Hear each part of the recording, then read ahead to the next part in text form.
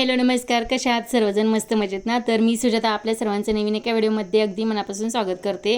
तर आज मस्तपैकी तळलेले धपाटे करायचे होते, तर त्याच्यासाठी मी इथे घेतलेले आहे 2 वाट्या बेसन पीठ घेतलेले आहे, 2 वाट्या गव्हाचे पीठ घेतलेले आहे, 2 वाट्या ज्वारीचे पीठ घेतलेले आहे, पालक बारीक चिरून अशी धुवून वगैरे घेतलेली आहे, आलं लसूण पेस्ट, जिरं आणि कोथिंबीरची पेस्ट करून ती सुद्धा घातलेली आहे, चवीनुसार मीठ घालून घेतलेलं आहे, थोडंसं हिंग पण घातलेलं आहे। हे सगळं मिक्स करायचं आणि थोडंसं पाणी घेऊन असा घट्ट असा गोळा तयार करून घ्यायचा। जास्त पातळसुद्धा हे पीठ भिजवायचं नाही आहे, थोडंसं घट्टच करायचं जेणेकरून आपल्याला छान असे त्याचे गोळे तयार करता येतील।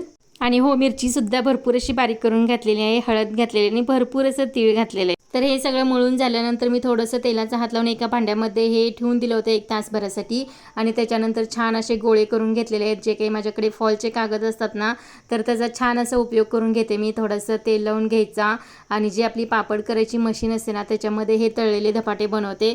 एकदम छान होतात, पातळ होतात आणि चवीलाही एकदम अप्रतिम असे हे धपाटे होतात।